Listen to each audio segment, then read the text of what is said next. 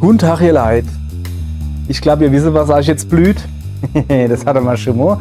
Jetzt geht's auf. Froschdetektiv 2.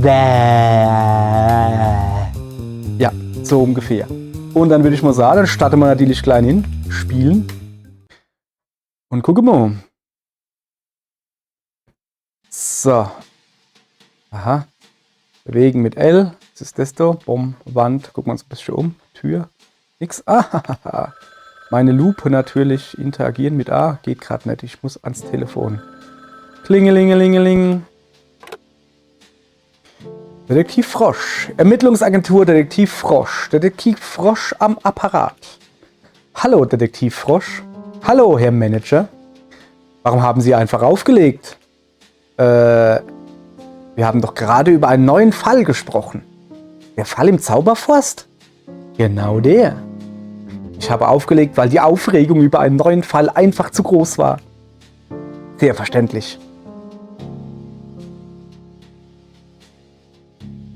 Was können Sie mir über den neuen Fall berichten? Achso, der wird ein echter Knaller. Hut ab vor diesem Fall. Herr Manager, Sie wissen doch, dass ich keine Hüte tragen kann. Bitte entschuldigen Sie. Also, nördlich im Zauberforst gibt es ein beschauliches kleines Dorf. Nicht viele Besucher dort. Aber vor ein paar Tagen ist eine neue Bewohnerin hingezogen. Scheint eine schüchterne Frau zu sein, die nicht gerne im Mittelpunkt steht. Jedenfalls hat sie ihr Haus bezogen, ohne Hallo zu sagen. Die Leute im Dorf wollten sie allerdings angemessen begrüßen und haben eine Willkommensfeier organisiert. Das ist doch eine tolle Idee. Finde ich auch. Doch nicht alle im Dorf waren dieser Meinung. Letzte Nacht wurde die gesamte Dekoration für die Feier zerstört. Was? Ich weiß, das ist wirklich ein unmögliches Verhalten. Niemand hat irgendeine Spur. Niemand weiß, wer es gewesen sein könnte. Und hier kommen Sie ins Spiel, Detektiv Frosch. Detektiv Frosch? Das bin ich. Das ist mir bewusst. Es ist nicht gerade einfach, zu diesem Dorf im Zauberforst zu gelangen. Sie müssen mit einer verzauberten Lore bis zur Endstation fahren und den Rest des Weges zu Fuß zurücklegen. Nichts leichter als das.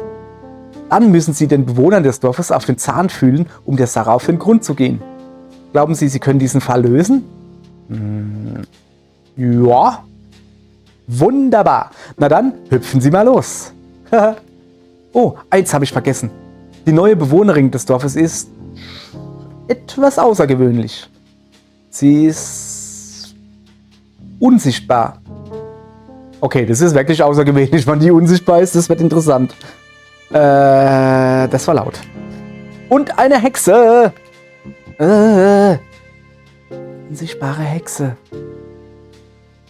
Cool. Warum ist es so wichtig, dass sie unsichtbar ist? Naja, niemand im Dorf weiß, wie sie aussieht, aber alle würden es gerne herausfinden. Deswegen auch die Feier und die Dekoration. Sie wollen sie unsichtbar machen? Sie deunsichtbarisieren sozusagen? Also, sie sichtbar machen. Sie bringen es auf den Punkt. Nun denn, brauchen Sie noch etwas? Ich habe meine Schuhe, meinen Pulli, meine Hose. Irgendwas fehlt doch noch. Ihre Lupe. Natürlich. Sie liegt auf dem Tisch neben der Tür.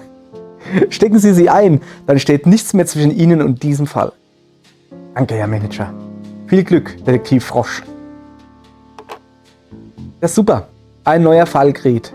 Guck mal da. Ah, das ist von unserem letzten Fall, von unserem Dance Battle. Da haben wir ziemlich abgerockt, ne? Wer wissen will, wie es dort Zugang ist und wie es zu dem lustigen Bild da gekommen ist, der möge die erste Folge gucken. Beziehungsweise Detektiv Frosch. Ja, das ist der erste Teil von Detektiv Frosch. So, hier. Meine Lupe, die ist wichtig. Ah, meine treue Begleiterin, die Lupe. Ohne sie bringe ich nirgendwo Licht ins Dunkel. Das stimmt wohl nicht ganz, aber es wäre einfach nicht dasselbe. Hurra, deine Lupe. Schön. Dann lupen wir mal. Loop, loop. So. Aha.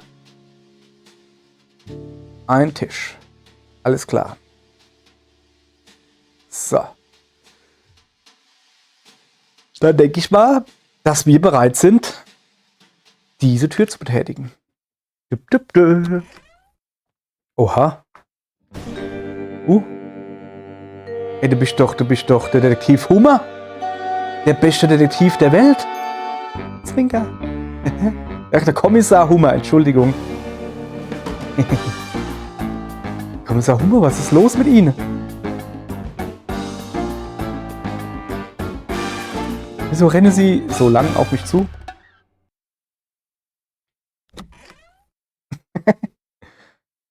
Ich bin irgendwie gerade verwirrt.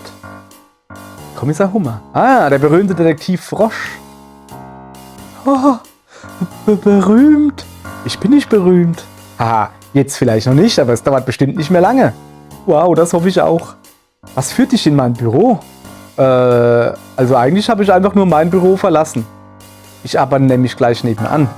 Oh, ich dachte, das wäre eine Abstellkammer. Naja, nicht ganz. Das ist mein Büro. Aber da stelle ich doch immer mein Putzzeug ab. Ja, das ist mir aufgefallen. Das tust du nämlich während meiner Arbeitszeit. Ich mache dich sogar meistens darauf aufmerksam, dass du dich in meinem Büro befindest. Aber du antwortest dann nur, putz nur weiter, kleiner Frosch. Und wenn ich dann sage, ich putze nicht, ich ermittle, bist du immer schon wieder weg. Bitte entschuldige mein Benehmen. Ich wollte dich nicht beleidigen. Ich bin ein vielbeschäftigter Hummer und habe den Kopf voller Kriminalfälle. Da vergesse ich manchmal meine Manieren. Aber würde ich mir ständig Sorgen um die Gefühle der anderen machen, hätte ich keine Zeit mehr, Fälle zu lösen. Das verstehe ich natürlich. Deswegen bin ich auch nicht so talentiert wie du, Kommissar Hummer. Gut möglich. Aber bleib dran und gib nicht auf. Ich kann dir ein paar Tipps geben, wenn du willst. Wow, ja bitte. Tipp Nummer 1. Sei aufmerksam. Sieh dir alles genau an. Hör sorgfältig zu, wenn andere sprechen. Ja, das macht Sinn. Tipp Nummer 2. Jeder ist verdächtig. Auch du selbst. Ich werde mich ab jetzt kontinuierlich selbst verdächtigen. Ein guter Vorsatz. Tipp Nummer 3. Nimm ein Notizbuch mit. Oh, Bücher sind nicht so mein Ding. Die sind ausnahmslos inhaltlich falsch. Geht das schon wieder los? Mach dich doch nicht lächerlich. Ja, Kommissar Hummer saß ihm. Was der doch für ein komisches Zeichen oder hat eine seltsame Ansicht. Hat er letztes Mal schon gehabt, fand ich auch nicht so gut. Aber okay, ne? Mach dich doch nicht lächerlich. Du schreibst das Buch doch selbst. Wie soll es da denn inhaltlich falsch sein? Nun, da gehen mir die Argumente aus. Ich hab aber gar kein Notizbuch. Na dann, ist heute dein Glückstag. Ich habe zufällig ein leeres Notizbuch auf meinem Schreibtisch liegen. Du kannst es sogar dekorieren. Wow, echt? Echt. Die Aufkleber warten schon auf dich. Die habe ich mir von meinem hart verdienten Geld gekauft. Cool. Dann lass ich dich mal zur Tat schreiten. Komm einfach in mein Büro, wenn du bereit bist. Okay, danke, Kommissar Hummer.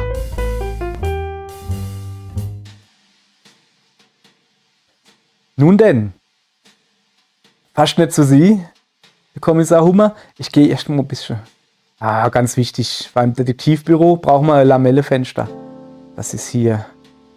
Der Mann. Okay, haben wir nur 3 Leiter? Okay, alles klar. Moment, ich muss natürlich zum Detektiv Hummer. Hallo, weltbester Kommissar der Welt.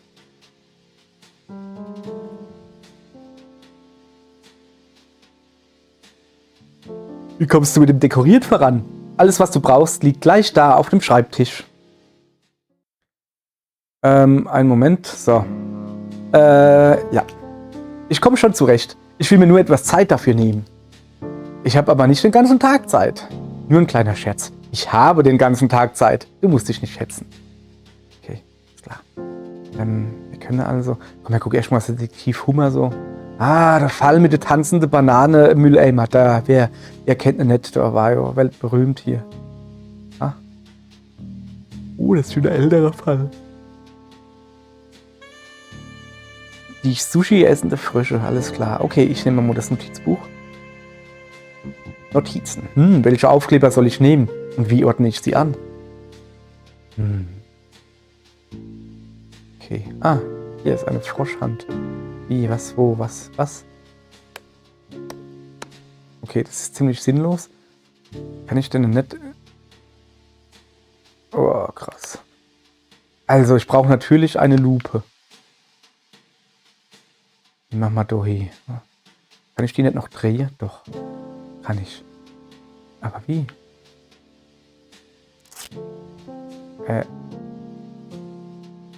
Okay.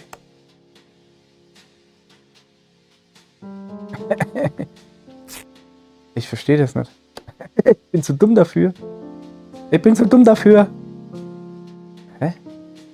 Ich hab doch Doorbell A gedreht. Wie habe ich denn das gemacht? Ich hab den Knopf gedreht. Ha, ha, ha, ha. Ich bin nicht zu dumm davor. Ich bin nur etwas verwirrt. Ja, jetzt pass auf, pass auf, pass auf. Ne? Ey, Mann. Das ist gar nicht so leicht. Hä? Moment. Okay. Das ist nicht so leicht, ne? Ja? Hä? Ich verstehe das nicht. Ist egal. So, bin ich wohl zu dumm dafür. So. So sei es halt. Alles klar. Pappt jetzt einer drauf. Dann hätte ich noch gern, aber ich will jetzt auch nicht alle nehmen, ne? Die hat der Kommissar Hummer mit seinem hart verdiente Geld hat er sie gekauft. Jetzt natürlich noch, ne? Das ist ja klar. Oder warte mal. Ist das vielleicht, dass ich es hier drehen kann? Nee. So. Ey, irgendwie ist das doch seltsam. Na, dann halt nicht so. Das ist nämlich meins, ne? So. Oder muss ich dort drauf gehen, dann da oben? Ah, wow. Ihr Leute, ihr merkt, hoppala, es gibt was Längeres bei mir, du. So, jetzt musst du alles in Ordnung haben, ne? So, wunderbar. Und dann hätte ich noch gern...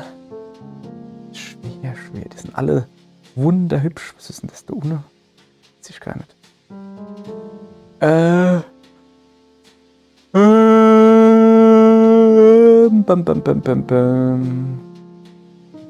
Ein Regenwurm. Der kommt da unten ins Eck. Und der wappelt da ein bisschen rum. Das ist schon so in Ordnung. Ah, bleibst du? So, alles klar, fertig. Passt das so? Ja. Das ist mein Notizbuch. Das ist nicht schön. Hurra, Notizbuch. Ich wollte jetzt nicht alle Aufkleber nehmen. Die waren ja die selber gekauft hat von seinem teuren Geld. Notizbuch öffnen. Mal gleich mal hin, ne? Lupe, Notizbuch. Unsichtbare Hexe. Verdächtigen.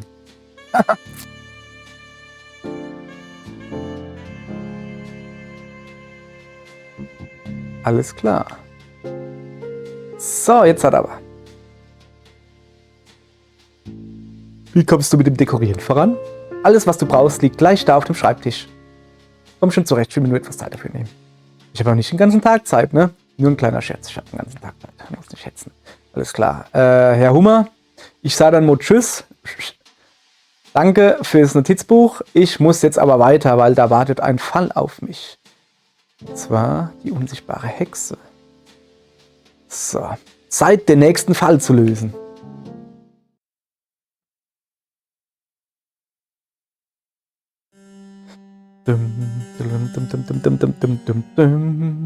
Ah, ich muss auf den verhexten Wagen warten. Verzauberer. Da ist er. Der ist hier runde Räder, hey. Superhot präsentiert. Ein Spiel von Worm Club. Mit Unterstützung von Big Screen.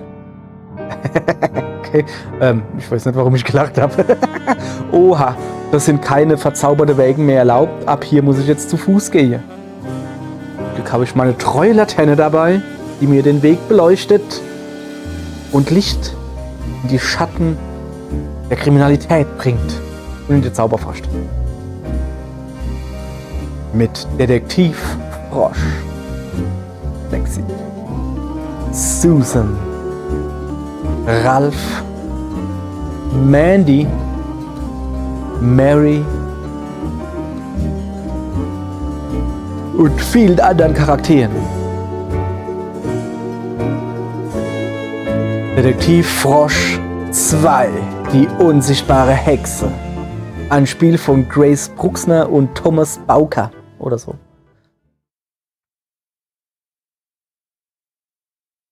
Laden. So, da sind wir. Was ist da hinten? Nix. Sicher, dass da nix ist. Ich guck mal das genau an.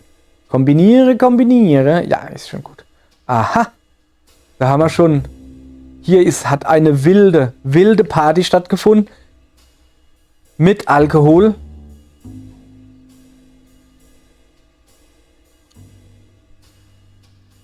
Willkommen steht da. Es war scheinbar eine Willkommensparty. Ich kombiniere.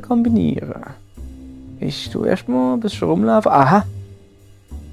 Tortilla Chips. Tortilla-Chips. Was ist das hier? Chips. Sehr yummy. Oh, ho, ho, ho. Hallo Hexe. Was ist denn hier nur passiert? Das ist ja ein Anblick, so grauenvoll habe ich ihn noch nie gesehen. Ich finde keine Worte. Ich rede sogar schon Hochdeutsch, keine Musik. Wie grauslich der Anblick ist. Eine Spinne, hallo. Hallo, kleine Spinne. Bist keine Spinne, bist Käfer, aber egal. Ich gehe mal zu der Susan. So. Ich glaub's ja nicht. Bist du es wirklich? Yep, ich bin es. Der berühmte Kommissar Hummer? Obwohl ich ja eigentlich mit einem echten Hummer gerechnet hätte.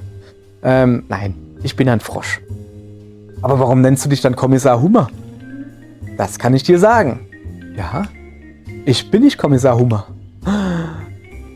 Warum denn nicht? Ich bin mir nicht sicher, wie ich darauf antworten soll. Wer bist du denn dann? Ich bin Detektiv Frosch. Der zweitbeste Ermittler im Team. Verstehe. Kommissar Hummer hatte keine Zeit, was? Leider nicht. Schade. Aber du kriegst das sicher auch hin. Danke. Ich bin Susan. Sehr erfreut. Ebenso. Ich habe übrigens die Agentur kontaktiert.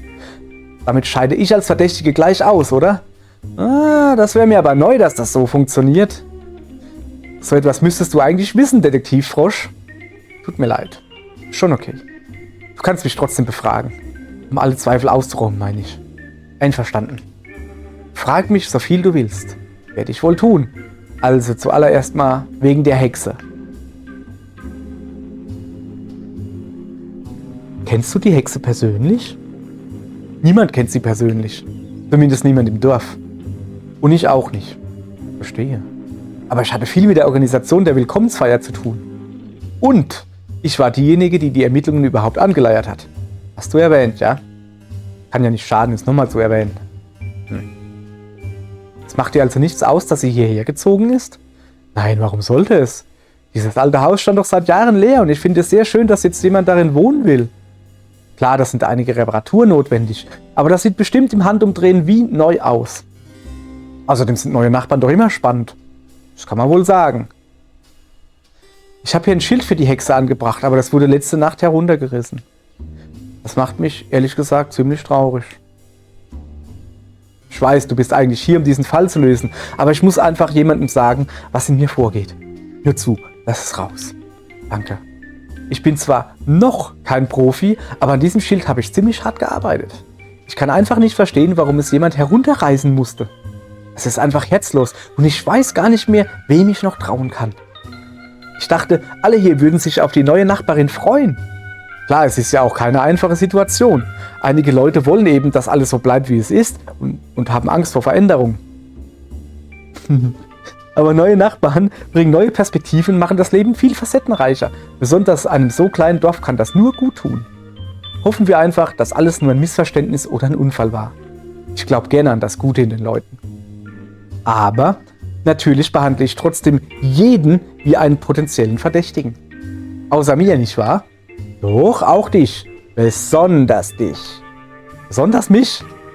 Nein. Tut mir leid. Ich weiß nicht, warum ich das gesagt habe. Ich kann dich einfach nicht vom Haken lassen. Haken? Was ist es? Detektiv Frosch, kannst du mir nicht einen Haken besorgen?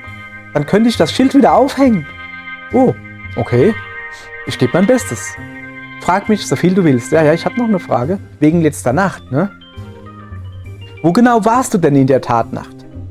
Ich war zu Hause und habe an einem Strickpullover für die Hexe gearbeitet. Tatsächlich? Ja, ich habe sogar alle Farben selbst ausgesucht. Aber ich muss zugeben, dass es nicht ganz leicht ist, sich auf das Stricken zu konzentrieren. Wie kommt's? Das Wollknäuel lenkt mich immer ab. Es macht so viel Spaß, damit zu spielen. Ich schubse es mit der Pfote hin und her, bis sich das ganze Ding abgewickelt hat. Das ist ziemlich lästig. Verstehe. Aber ich habe so konzentriert gestrickt, dass ich die Zerstörung der Dekoration gar nicht mitbekommen habe. Tut mir leid. Hast du denn gar nichts mitbekommen? Jetzt, wo du danach fragst, ich habe einen großen Lieferwagen am Dorfeingang gesehen. Er ist aber nicht reingefahren, das hätte ich gehört. Natürlich habe ich mir keine weiteren Gedanken darüber gemacht. Das ist alles, woran ich mich erinnern kann. Tut mir leid. Mach dir keine Vorwürfe. Ja, wenn du noch Fragen hast, frag. Alles klar. Nee, das wäre dann erstmal alles. So. Also, ich notiere Susan. Das ist er. Motiv. Vielleicht mochte sie ihr eigenes Schild nicht und hat aus Scham alles kaputt gemacht. Sie braucht etwas, um ihr Schild zu reparieren. Sie besteht darauf, dass sie nicht verdächtig ist. Damit macht sie sich umso verdächtiger. Sie ist wütend, dass alles demoliert wurde, hat hart an ihrem Schild gearbeitet, hat letzte Nacht am Ortseingang einen Transporter gesehen. So, schön, schön. Das ist ja interessant. Das gab es im letzten Teil nicht, im ersten. Ein Notizbuch, das ist eigentlich recht cool. Aha, was ist denn das? Detektiv Frosch. Keine Ahnung, warum dieses Törtchen hier liegt, aber es gehört hier wohl kaum hin. Ich nehme es mal besser mit. Hurra, ein Törtchen. Ach, wir notieren das jetzt alles. Ah ja, verlorenes Törtchen. Ich habe eine Lupe, ich habe ein Notizbuch und ein verlorenes Törtchen. Sehr schön. Der Fall spinnt sich weiter. Ach, da oben. Es scheint wohl gerade Winter oder so zu sein. So.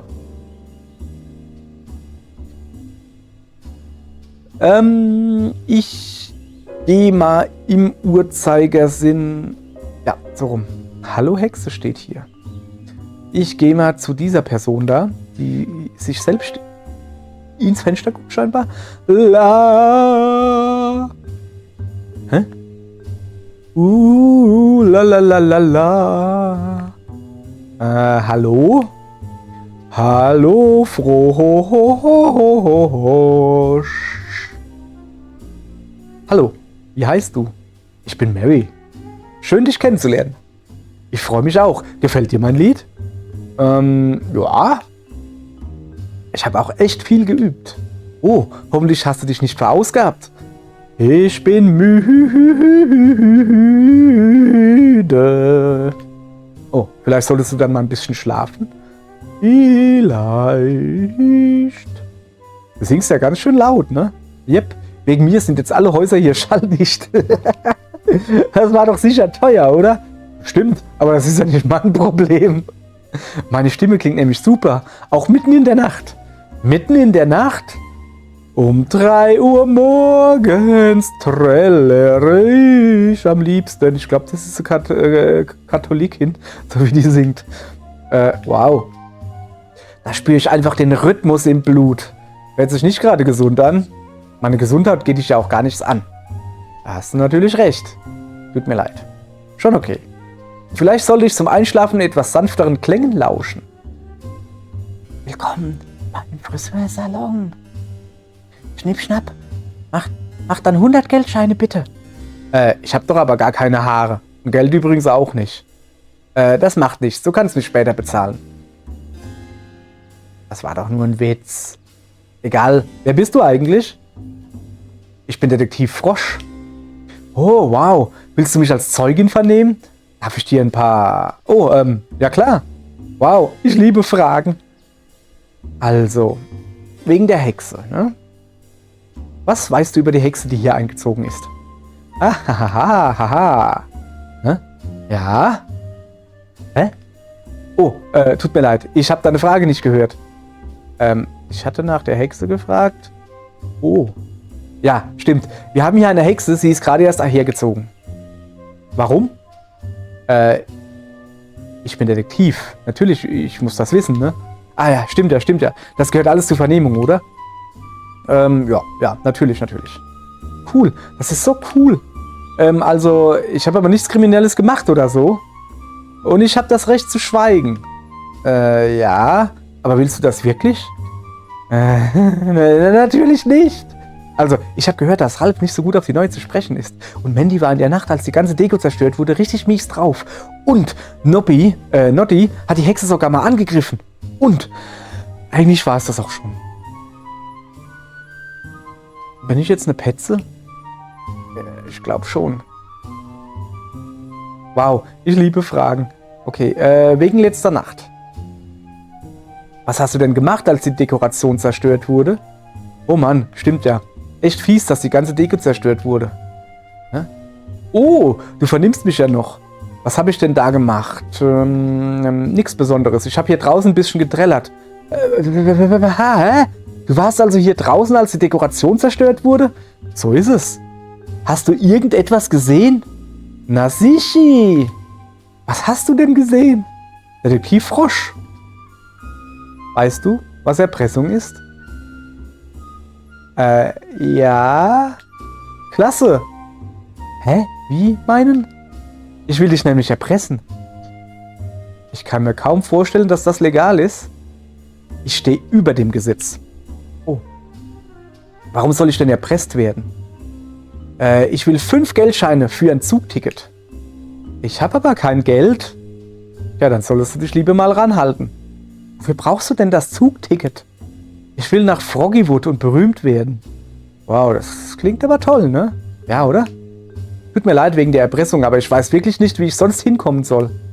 Wenn du das Geld für mich auftreibst, kann ich endlich meine Träume verwirklichen. La. Was bekomme ich denn dafür? Informationen. Was für Informationen? Eine Telefonnummer. Eine Telefonnummer. Und wessen Telefonnummer? Das kann ich dir nicht sagen. Ich kann nur so viel verraten. Diese Person war in der Nähe, als die Deko zerstört wurde. Ohne diese Telefonnummer wirst du den Fall nicht lösen können. Deswegen ist es ja auch Erpressung. Nimm es nicht persönlich. Schon gut. Gehört einfach dazu. Ja, eben. Komm einfach wieder, wenn du mal Geld hast. So, also, hast du noch Fragen? Nee, ich habe erstmal keine Fragen mehr. So. Okay, wir notieren also Mary. Das ist Mary. Motiv? Vielleicht singt die Hexe besser als sie. Braucht 5 Geldscheine. Notizen? Singt immer sehr laut. Alle haben ihre Häuser schallgedämmt. Will berühmt werden. Erpresst mich. Wurde noch nie erpresst. Wie aufregend. Also ich wurde noch nie erpresst. So. Moment. Entschuldigung. So, jetzt hier. Ich finde sie zuallererst mal verdächtig. Denn sie war hier draußen, als es passiert ist. Und sie will irgendwie 5 Geldscheine für eine Telefonnummer. Sagt mir aber nicht, was für eine Telefonnummer. Ich rede schon wieder Hochdeutsch. Komisch. Da ist wieder der Käfer. So. Wir gehen mal kurz zu der da. Frau Ameisenbär. Das ist die Mandy. Du musst der Privatdetektiv sein. Also der Detektiv. Ich bin Mandy. Hallo Mandy. Pass bloß auf, wo du hintrittst. Hier herrscht überall eine furchtbare Unordnung. Unordnung bin ich gewöhnt. Da hast du Glück. Ich nämlich nicht. Meine Schuhe sind brandneu. Die dürfen auf keinen Fall dreckig werden. Warum wechselst du dann nicht einfach die Schuhe? Detektiv Frosch. Machst du Witze? Ich kann bei diesem Outfit einfach nicht auf Absätze verzichten. Die Proportionen wären völlig durcheinander. Außerdem sind diese Schuhe verzaubert. Ach, ich bin eine der wenigen echten Zauberinnen im Zauberforst. Die meisten Leute wohnen hier, weil sie die Gruselstimmung so lieben. Hab da eigentlich auch nichts gegen, aber am Ende bleibt das Aufräumen wieder an mir hängen. Ich hätte diesen Aufräumzauber nicht lernen sollen. Andererseits hält sich der Aufwand Grenzen, aber erst muss ich all meine Törtchen wiederfinden. Was ist denn mit deinen Törtchen passiert? Dasselbe wie überall im Dorf. Irgendwer hat sie kreuz und quer verteilt. Richtig lästig. Die backt man nicht eben mal in 5 Minuten? Ach, verstehe. Gut, darf ich dir noch ein paar Fragen stellen? Was willst du denn wissen? Also, wegen der Törtchen, ne? Brauchst du Hilfe bei der Suche nach deinen Törtchen? Ja, auf jeden Fall. Ich brauche auf jeden Fall deine Hilfe. Ehrlich gesagt sehe ich nämlich gerade praktisch gar nichts. Diese Brille ist sowas von dunkel. Ich bin nämlich manchmal echt nicht die hellste Kerze auf der Torte. In diesem Dorf herrscht immer finstere Nacht. Wie bin ich nur auf die Idee gekommen, mir eine Sonnenbrille aufzusetzen? Definitiv kein genialer Einfall. Aber ich bereue es auch nicht. Dafür steht mir die Brille viel zu gut. Ich sehe doch mega aus, oder? Jo. Danke, das finde ich nämlich auch. Ein totaler Fehlkauf in praktischer Hinsicht, aber mein Style war noch nie so bombastisch. Ich bin zwar nicht die hellste Kerze auf der Torte, aber die schmissigste. Worüber hatten wir ja eigentlich nochmal geredet? Über mein Outfit. Nein, davor meine ich. Ach, die Törtchen, ja. Stimmt, du hast mir deine Hilfe bei der Suche nach den Törtchen angeboten. So, mir fehlen einige. Wenn du sie mir alle bringst, sorge ich dafür, dass man sie wieder ohne Bedenken essen kann und gebe dir eins als Dankeschön. Da fängt sie schon an zu stottern vor lauter Vorfreude hier. Okay, das hört sich gut an. Super, danke Detektiv Frosch. Willst du noch irgendwas wissen? Ja. Ich gebe dir mal ein Törtchen. Hier, Mandy, Detektiv Frosch. Ich habe eines deiner Törtchen gefunden. Wunderbar, jetzt fehlen nur noch 4. Ich mache mich wieder auf die Suche. So, Notizen. Das Törtchen ist weg. Und hier hätten wir die Mandy. Das ist das Bild von der Mandy. Und die braucht Hilfe, um ihre 5 Törtchen zu finden. Notizen. Irgendein Holzkopf hat ihre Törtchen überall verteilt. Hat mir eine Lektion in Mode erteilt. War notwendig. Das ist eine echte Zauberin. Gruselig. So, sie hat scheinbar noch kein Motiv, aber ich bin noch nicht fertig mit ihr. Was will ich denn wissen? Hier. Wegen letzter Nacht. Habe ich dich noch nicht gefragt. So leicht komme ich mal nicht vom Hoge. Wo bist du letzte Nacht gewesen? Ich habe jede Menge Liegestütze für meinen Waschbrettbauch gemacht. Mit Waschbrettbauch macht man aber keine Liegestütze, sondern Crunches, aber okay. Haha, natürlich nicht. Ich war auf magiebay.net. Aha. 1, 2, 3, wie Zauberei. Und was hast du da gemacht? Ich habe auf ein paar neue Schuhe geboten. Hast du nicht gerade schon brandneue Schuhe an? Stimmt, aber die von gestern würden super zu meinem neuen blauen Kleid passen. Wow, cool. Ich weiß. Ich habe aber den Zuschlag nicht bekommen. Wer denn dann? Keine Ahnung, habe nur den Benutzernamen gesehen. Jemand namens Blocksbrille 109. Tut mir leid, dass es nicht geklappt hat. Was hat das in dir ausgelöst? Na, ich war ziemlich frustriert und bin erstmal spazieren gegangen, um Dampf abzulassen. Aber dann habe ich in einiger Entfernung jemanden gesehen. Der Nebel war ziemlich dicht, deswegen habe ich nicht viel erkennen können. Aber die Person hatte ein großes Paket in der Hand. Und sie war ganz sicher nicht von hier. Sie machte den Eindruck, als würde sie auf jemanden warten. Ich habe aber nicht weiter darüber nachgedacht und bin wieder nach Hause. Hast du danach noch irgendwas gehört? Nein, mein Haus ist schalldicht. Seitdem Mary singt, hat man hier sonst nie seine Ruhe. Ich habe das ganze Chaos erst am nächsten Morgen gesehen. Interessant. Was willst du denn wissen? Eigentlich wäre das erstmal alles, ne? Okay. So. Ja, weitere Notizen. So, Motiv. Ist vielleicht sauer, weil sie die Schuhe nicht bekommen hat und hat das an der Deko ausgelassen? Außerdem, die wollte in letzter Nacht auf magiebay.net Schuhe steigern. Das ist ja mal interessant. Ich sehe hier einen weiteren Cupcake. Den nehme ich mir schon mal. Ein verlorenes Törtchen. Das notiere ich mir natürlich gleich. So. Dann würde ich mal sagen, wir interviewen noch hier den Zebramann oder die Zebrafrau, das Zebra-Lebewesen. Und da steht noch wer auf der Bühne. Oh je, wir haben noch so viele Leute zu interviewen. Alles klar. Carlos, ein Kunde? Willkommen in Carlos Kramladen. Hier gibt es alles, was du eventuell mal brauchen könntest. Bist du Carlos? Ja, genau, der namensgebende Carlos, das bin ich. Haha, ist das nicht cool? Der Laden ist nach mir benannt. Das ist total cool. Mein Büro ist auch nach mir benannt. Wie heißt es denn? Ermittlungsagentur Detektiv Frosch. Ach, und du heißt Ermittlung oder was? Nein. Ich bin Detektiv Frosch. Das ist doch kein Name, eher so eine Art Titel. Ja, naja, schätze, du hast recht, ne? Mein Laden ist wirklich nach mir benannt. Cool, bin fast schon eifersüchtig. Danke. Hier im Zauberforst sind wir alle große Fans von uns selbst. Eitelkeit ist nur ein soziales Konstrukt und wir haben es dekonstruiert. Deswegen ist mein Laden auch so beliebt. Ich verkaufe nämlich unter anderem auch Porträts. Wow, das klingt ja toll. Mein Kollege Kommissar Hummer hat auch ein Bild von sich über dem Schreibtisch hängen. Du kennst Kommissar Hummer persönlich? Ja klar. Gütiger Gaul. Gütiger Gatte. Ich bin schon seit Ewigkeiten ein großer Fan von ihm. Wusstest du, dass er vor kurzem das Geheimnis um die Geisterinsel gelüftet hat? Ich glaube nicht. Hä? Eigentlich habe ich ja diesen Fall gelöst. Warte mal, echt? Das war doch überall im Fernsehen. Bei dem Tanzwettbewerb war eindeutig ein Hummer zu sehen. Oh, du meinst sicher Larry. Larry, den Bademeister? Nein, der Hummer hatte keine Badehose an. Nein. Larry trägt keine Badehose. Also der Larry, den ich kenne, schon. Naja, irgendwie reden wir aneinander vorbei. Ich habe den Fall aber wirklich gelöst. Ich, Detektiv Frosch. Das ist ganz schön cool, ne? Danke. Dann bist du also der zweitbeste Ermittler im Team? Genau.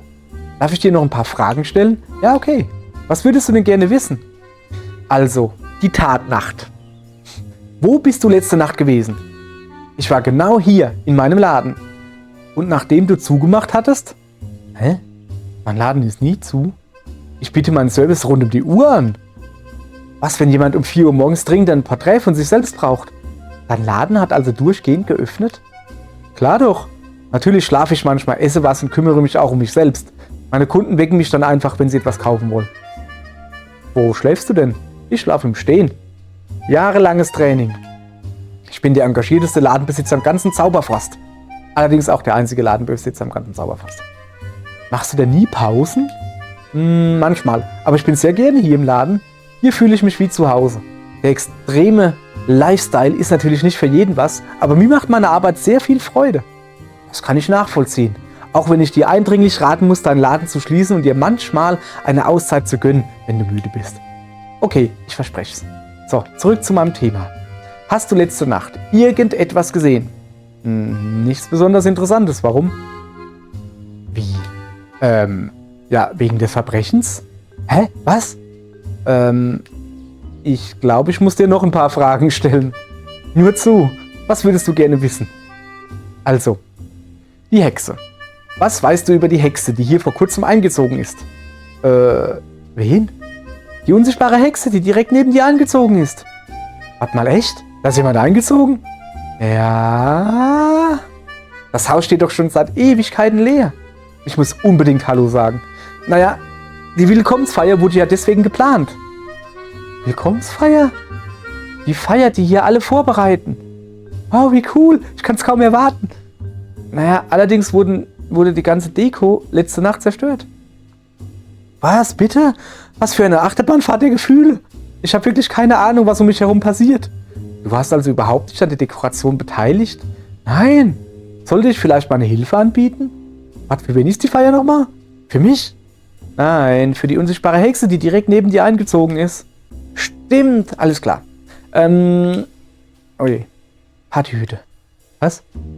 Wenn wir hier eine Feier organisieren, müssen alle Partyhüte tragen. Aber meiner ist bei der letzten Feier kaputt gegangen. Und ich war zu sehr mit dem Laden beschäftigt und konnte mir keinen neuen kaufen.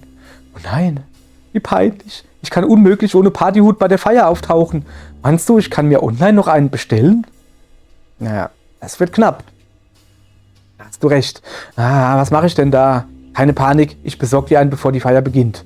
Oh, du gütiger Gaul. Danke, Detektiv Frosch. In der Zwischenzeit überlege ich mir, wie ich mich bedanken kann. Nur leider habe ich bisher keine Froschporträts. Das ist kein Problem. Was würdest du also gerne wissen? Hast du noch irgendwelche Fragen? Nee, das wär erstmal alles, danke. So, wir notieren. Carlos ist ein Zebra. Das Motiv: könnte Angst haben, dass die Hexe nicht lokal einkauft. Braucht einen Partyhut. Unten als Notizen: der ist schwer beschäftigt. Der arbeitet echt hart. Ich wusste gar nicht, dass überhaupt etwas passiert ist. Der ist so fertig mit der Arbeit, der sieht gar nicht, was um ihn drumherum passiert. Naja, die Feier bereitet ihm ganz schön Stress. Hat keinen Partyhut. So, ihr Leute. Ich sehe schon, das sind ein paar interessante Sachen, die er hat. Zum Beispiel hier diesen wunderschönen Seestern. Ein Radio. Pokal. Was ist das? Das ist doch Zahnpasta. Eine Raupe. Eine Lampe oder so? Nicht ganz sicher. Blümchen. Ein Zebra. Noch mehr Blümchen. Da sind ein wunderschöner Grashüpser drauf. Grashupser. So. Und eine Bäse. Ist das eigentlich der Preis? Schon, oder? Das kostet 7 irgendwas. 7 Geld. So. Die Klamotte. 8 Geld, 6 Geld, 7 Geld. Okay, alles klar. Ihr Leid, es bleibt spannend. Da wohnt übrigens die Hexe, die Unsichtbare. Es bleibt spannend und ich hoffe, dass nach Moje wieder inschalte und der Detektiv Frosch und wir zusammen den Fall lösen. Den hoch spannende Fall. Also schalte bitte Moje wieder in. Was heißt Detektiv Frosch und die unsichtbare Hexe im Zauberwald oder so irgendwie. Bis morgen.